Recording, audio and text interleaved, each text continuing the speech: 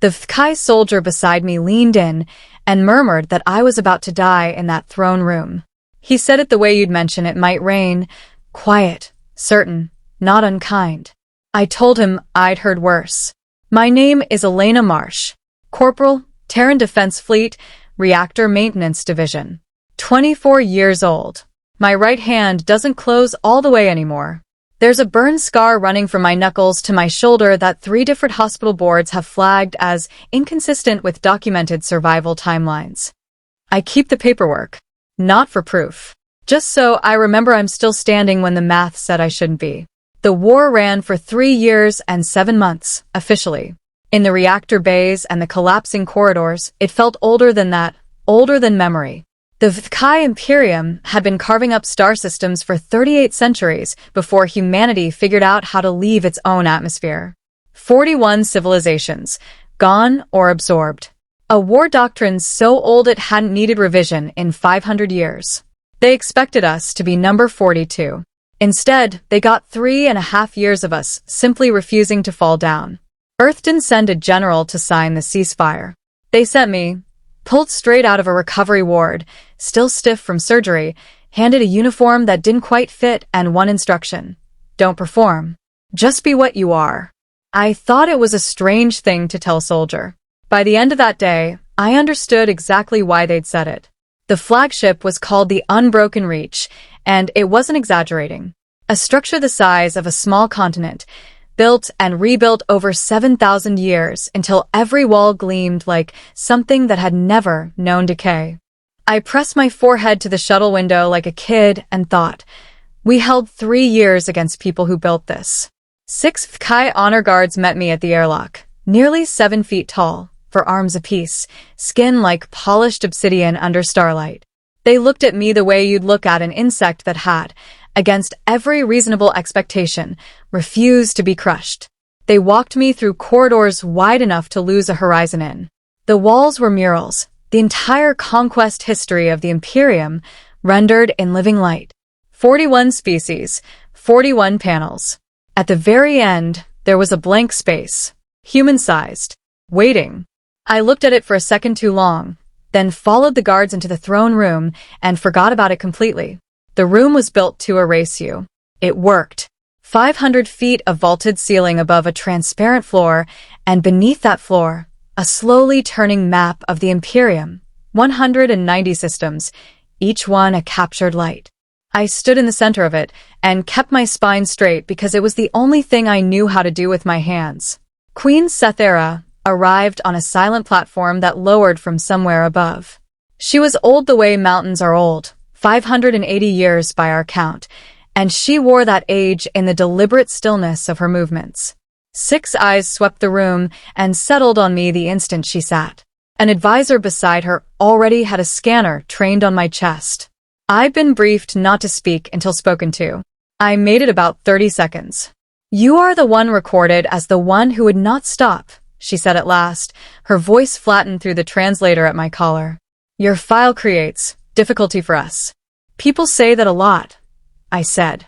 The advisor stepped forward and gestured toward my arm. A request, barely. The Queen gave the smallest nod. I rolled up my sleeve. I hadn't looked at the scar in months. I looked at it now, ridged, pale, twisting from wrist to shoulder, the record of a coolant fire that had turned Reactor Bay 3 into a furnace with me still inside it. I'd packed the wound shut with a length of burn insulation because bleeding out would have killed me faster than the fire. I'd crawled 300 meters through a corridor venting its air one breath at a time and sealed myself into an escape pod with 9 minutes of oxygen left. I was 20 years old. The advisor said something rapid in Thkai. Disbelief needs no translation. The Queen rose.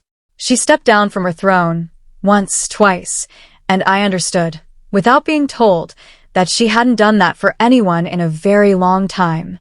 She stood in front of me. Her upper hand reached toward the scar and stopped just short of touching it. How long, she asked, before you returned to duty? 6 months. Never got full grip back in that hand. I adapted. The room went silent in a way that felt physical. She whispered something the translator barely caught, not to me, to herself, or to some internal record she was rewriting in real time. That should not be possible. She stepped back, and for the first time, all 6 eyes weren't scrutinizing me. They were unsettled. She asked her advisor something. He pulled up my service record. Every incident, cataloged, dated, hanging in the air between us like a confession. She began reading it aloud, her voice slowing with each line. Reactor fire, 40% burns. Returned to duty. Vacuum exposure, 61 seconds.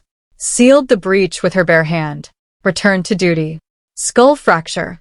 Siege of Kepler Station. Returned to duty in 11 days. She looked up. After each one, you went back. Yes. By order. By choice. They tried to stop me once. A doctor grounded me for a month after the fire. I checked myself out in 19 days. I paused. He filed a complaint. I framed it. One of the advisors made a sound with no equivalent in any human language. The Queen dismissed the room with a gesture. Only the guard stayed. Is it true, she said, that your species feels pain exactly as we do, in full, and simply continues regardless?